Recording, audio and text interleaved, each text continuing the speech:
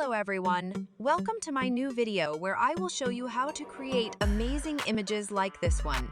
These images are very popular on Instagram because they have a hidden face that only appears when you zoom in.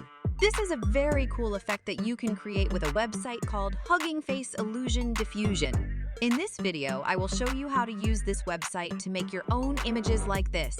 Let's get started. First, go to Google and search for Hugging Face Illusion Diffusion. Next, open the website and select the image that you want to use. You can use any image that you like, but make sure it has a clear face. For example, I am using this image of Abjay Abdul Kalam. Then, write your prompt. You can write anything that you want, but make sure it is relevant to the image. For example, I am writing medieval village scene with busy streets and castle.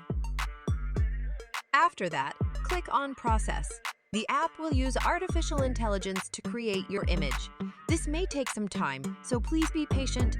When your image is ready, you will see it on the screen. You can zoom in and out to see the hidden face. Isn't it amazing? You can also easily download your image and share it with your friends on social media. That's it for this video. I hope you enjoyed it and learned something new. If you did, please give this video a thumbs up and subscribe to my channel for more videos like this.